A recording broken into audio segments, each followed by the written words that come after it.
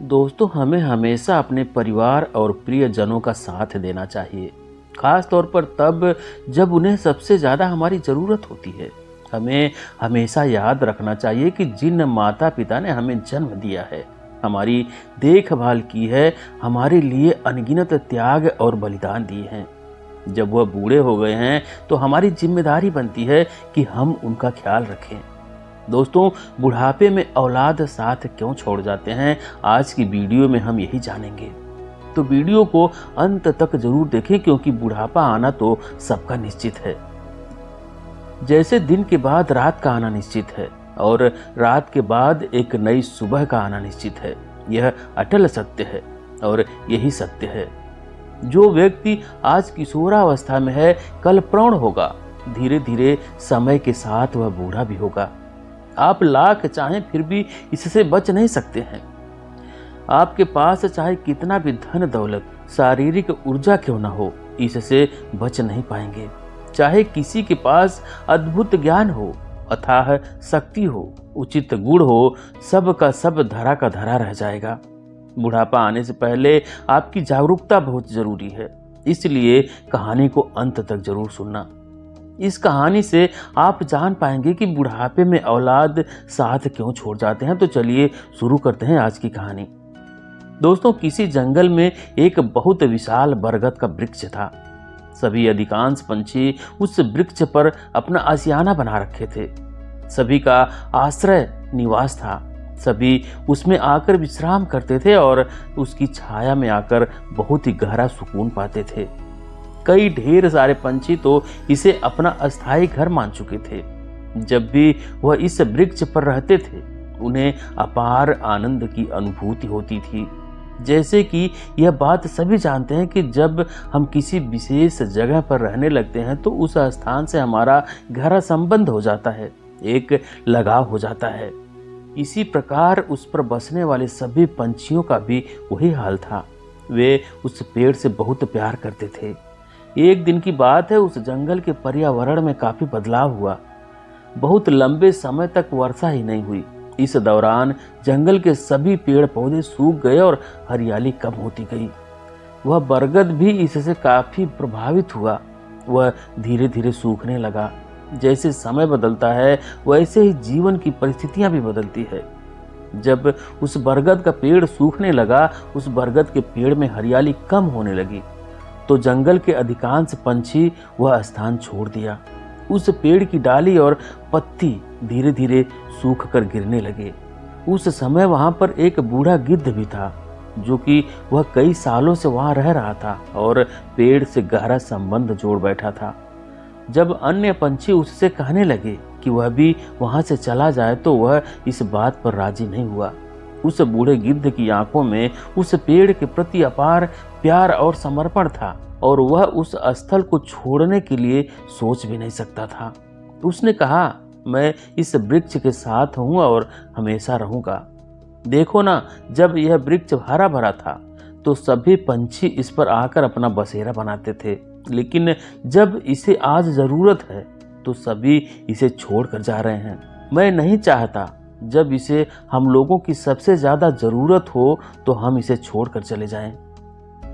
इस वृक्ष का हर पत्ता, हर डाल मेरे जीवन से जुड़ा है, जो अच्छे बुरे समय में मेरा साथ दिया है। अब मैं उसके बुरे समय में उसका साथ नहीं छोड़ सकता। मैं इसके गहरे भावनाओं को समझता हूँ और इसे छोड़कर नहीं जा सकता। इस वृक्ष ने मुझे संजीवनी दी है, मेरे हर हाल में मेरा साथ दिया है, मैं इसे छोड़ नहीं सकता। वे लोग जो अपने बूढ़े माँ बाप को छोड़ देते हैं और खुशी खुशी दूसरे जगह जाकर अपना जीवन व्यतीत करते हैं, घर में पड़े अपने माँ बाप को नजरअंदाज करते हैं, उन बच्चों के लिए यह शर्म की बात है कि वे अपने माँ बाप का सहारा नहीं बनते। क्या तुम्हें याद है, जब तुम बेहद कमजोर और असहाय थे, उस समय तुम्हारे माँ बाप ने क्या तुम्हें अकेला छोड़ दिया था? और जब तुम्हारी किसी बीमारी ने तुम्हें अच्छा नहीं होने दे रहा था, तब तुम्हारे साथ कौन था? क्या उस समय भी तुम्हारे उस दर्द में तुम्हें अकेला छोड़कर कहीं चले गए थे? और क्या तुम गुस्से में जब किसी से उलझ गए थे, तब तुम्हारे माँ बाप ने उस संकट की घड़ी में अपना मुंह फेर लिया था, और जब भी उनके मन में कोई स्वादिष्ट भोजन का विचार आया था तब वे केवल अपना पेट भरने की सोची। और आज जब वे बूढ़े हो गए हैं तो उनकी अहमियत तुम्हारे नजरों में कम क्यों हो गई है? उन्होंने तुम्हारे लिए अनगिनत बलिदान दिए हैं, क्या तुम उनके लिए इस बुढ़ापे में उनका सहारा नहीं बन सकते? सोचो उस गिद्ध के बारे में जो इस वृक्ष से कभी नहीं हटा। उस वृक्ष की स्थिति दिन पर दिन खराब होती गई, और जब कुछ समय और बीता तो वृक्ष कमजोर पड़ गया। उसको कीड़ों ने घेर लिया, लेकिन वह गिद्ध वह वृक्ष को कभी नहीं छोड़ा। वह उसके साथ वहीं रह गया। वह ठान लिया था कि चाहे कुछ भी हो वह नहीं हटेगा। वह गिद्ध दिन भर कहीं जाकर अपना भोजन ढूंढता रहता था, किंतु शाम को वह लौटकर उसी पेड़ पर आ जाता था। इस तरह समय बीतता गया। उस पेड़ के सभी पंछी छोड़कर चले गए थे और अन्य जगह जाकर अपना बसेरा बना लिए थे। उन्हें यह ज्ञात था कि गिद्ध वहीं पर रह रहा है, और वे सोचने लगे क्यों न हम उस गिद्ध को भी वहां से किसी दूसरे जगह पर ले जाएं, अपने साथ ही रख सकते हैं। और अब वे बूढ़े गिद्ध के पास पहुंचे और जाकर उन्होंने उसे पुकारा, हे गिद्ध भाई, आप क्यों इस सूखे पेड़ पर बैठे रहते हो? क्या आप हमारे साथ नहीं आना चाहते? इस पेड़ की उम्र अब समाप्त हो रही है, और जब कोई जीवन समाप्त हो रहा हो तो उसके साथ रहने का क्या मतलब? हमें तो समझदारी दिखानी चाहिए। पुराने ग्रंथों में भी लिखा है, हमारे वेद पुराणों में भी लिखा है, वह जीवन सर्वोपरि है जिसमें धर्म का पालन होता है, और यह देश महान है जहां परिवार का समर्थन और जीवन का संचार होता है। अब देखो इस पेड़ की स्थिति कितनी खराब हो चुकी है। इसमें दीमक और कीड़े लग चुके हैं। इसकी स्थिति दिन पर दिन खराब होती जा रही है, और कभी तेज हवा चली तो यह पेड़ गिर भी जाएगा। फिर तुम्हारे पास जाने के लिए कोई जगह नहीं बचेगी। हमें जो हमारे पूर्वजों ने बताया है वह हमेशा ध्यान रखना चाहिए कि हमें शत्रु, कर्ज, बीमारी और अग्नि, इन 4 तकलीफों को समय समय पर बदल देनी चाहिए। जो व्यक्ति समय रहते इन सब में परिवर्तन नहीं करता वह कठोर बाधाओं में पड़ जाता है। तुम्हें इस सूखे पेड़ को छोड़कर कहीं और जाना चाहिए। जो पेड़ तुम्हारे लिए अति प्रिय है वह पूरी तरह से सूख गया है। इसकी डालियां और पत्ते पूरी तरह से सूख गए हैं। यह पेड़ कभी भी गिर गया तो तुम्हारे जीवन को खतरा हो सकता है। इसलिए तुम्हें मैं सलाह देता हूं कि किसी सुरक्षित जगह चले जाओ। तुम्हें इस सूखे हुए पेड़ को छोड़कर हरे भरे वृक्ष और पर्यावरण का सहारा लेना चाहिए, जिससे तुम स्वस्थ और सुखमय जीवन जी सको। लेकिन बार बार सभी पंछियों के समझाने के बावजूद भी वह बूढ़ा गिद्ध उस स्थान को छोड़ने की सोच भी नहीं सकता था। वह भावुक होकर कहने लगा, मेरे प्रिय साथियों, यह वृक्ष मेरे लिए केवल एक वृक्ष नहीं है, यह मेरे माता पिता के बराबर है। मैं इसी वृक्ष की गोद में पला और बढ़ा हूँ। यह पेड़ मुझे जीवन के हर एक अध्याय को भली भांति पढ़ाया, सिखाया और अनुभव कराया है। जब मैं बच्चा था तब से और अब तक, जब मैं बूढ़ा हो गया हूँ तब से मेरा हर एक पल यहीं गुजरा है। और अब जब इस पेड़ की मुझे सबसे ज्यादा जरूरत है तो मैं क्या इस पेड़ को छोड़ दूं? क्या यह मेरा धर्म होगा? हमें यह समझना होगा, जिसने हमें जीवन वृतांत दी है, हमें उसे दुख में भी साथ देना चाहिए। जो व्यक्ति अपने पालकों को संकट में छोड़ देता है वह सबसे बड़ा अपराधी होता है। गिद्ध ने जोर की आवाज में कहा, मैं इस पेड़ पर आखिरी सांस तक बना रहूंगा। आपका बहुत बहुत धन्यवाद। आप सभी मुझे अकेला छोड़कर खुशी खुशी जा सकते हो। जब पंछियों ने बूढ़े गिद्ध की निश्चय भरी बात सुनी तो उन्हें बहुत दुख हुआ। वे उदास मन से वहां से जा रहे थे। तभी एक पंछी ने कहा, भाई, लगता है इस गिद्ध के बुढ़ापे की वजह से इसकी सोच बदल गई है। वह हमारी बातों को समझ नहीं पा रहा है। अगले दिन कुछ और पंछी उसे समझाने का प्रयास किया। इसलिए हम लोग आपसे विनती कर रहे हैं, कृपा करें उसे आप समझाएं, शायद वह आपकी बात को मान ले। वह सन्यासी सभी पंछियों के भावनाओं को समझते हुए उनके साथ उस बूढ़े गिद्ध के पास जा पहुंचे। और बोले, हे गिद्धराज, मैं एक सन्यासी हूँ।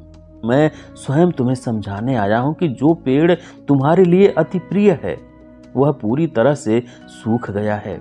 उसकी डाली और पत्ते पूरी तरह से सूख गए हैं। यह पेड़ कभी भी गिर सकता है तो तुम्हारे जीवन को खतरा हो सकता है। इसलिए तुम्हें मैं सलाह देता हूं कि किसी सुरक्षित स्थान पर चले जाओ। इस तरह जब सन्यासी ने बूढ़े गिद्ध से उस पेड़ को छोड़ने की बात कही तो वह गिद्ध ने जवाब दिया, हे महात्मा, क्या आप जानते हैं, जब मेरे माता पिता ने मुझे जन्म दिया था तो इसी पेड़ पर मुझे छोड़ दिया और वे आकाश में चले गए थे। तब मुझे इस अकेले पेड़ ने अपना आश्रय दिया। इस पेड़ की छाया में मैं पला बढ़ा। मेरा सारा जीवन जवानी से बुढ़ापे तक इस पेड़ पर बीता है। अब जब इस पेड़ को मुश्किल में देख रहा हूं तो मैं इसको कैसे छोड़ सकता हूं। मैं जानता हूं कई बार लोग अपने प्रियजनों को मुश्किल में छोड़कर चले जाते हैं। मैं उन लोगों में से नहीं हूं। इस पेड़ के प्रति मेरी भावनाएं, वफादारी मेरे माता पिता के प्रति जुड़ी है। मैं इसका साथ अपनी आखिरी सांस तक निभाऊंगा। गिद्ध की यह सजीव भावनाएं देखकर महात्मा बहुत प्रभावित हुए और कहते हैं, मैं तुमसे बहुत खुश हुआ। मैं तुम्हारे लिए साधना करूंगा, कड़ी तपस्या करूंगा कि प्रकृति फिर से इस पेड़ पौधों को हरा भरा कर दे। गिद्ध ने महात्मा को सिर झुकाकर प्रणाम करता है और कहता है, हे महात्मा, बस मैं यही चाहता हूं कि इस बरगद पेड़ को जीवन दान प्रदान करें, यह फिर से हरा भरा हो जाए। मेरा समय तो कम बचा है, पर इस पेड़ की छाया में अनेक पंछियों को आश्रय मिलेगा। वे सुरक्षित रहेंगे। इससे मेरे मन को शांति मिलेगी। गिद्ध की इस उचित सजीव भावनाओं को समझते हुए महात्मा ने कड़ी तपस्या की और प्रकृति ने फिर से उस पेड़ को हरा भरा बना दिया और फिर वर्षा भी हुई, जिससे सभी पेड़ पौधे हरे भरे हो गए। जंगल में एक नई हरियाली, एक नई ताजगी फैल गई और जो जीव जंतु, पशु पंछी उस जंगल को छोड़कर चले गए थे पुनः वापस आ गए। वही बरगद का पेड़ है जो सूख गया था, वह हरा भरा और पंछियों के चहकने से भर गया। फिर जीवन प्रारंभ हो गया।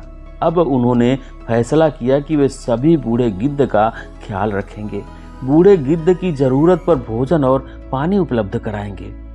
बूढ़े गिद्ध की जरूरत पर भोजन और पानी उपलब्ध कराएंगे। दोस्तों, यह कहानी हमें सिखाती है कि हमें अपने परिवार और प्रियजनों का साथ देना चाहिए, खास तौर पर तब जब उन्हें सबसे ज्यादा हमारी जरूरत होती है।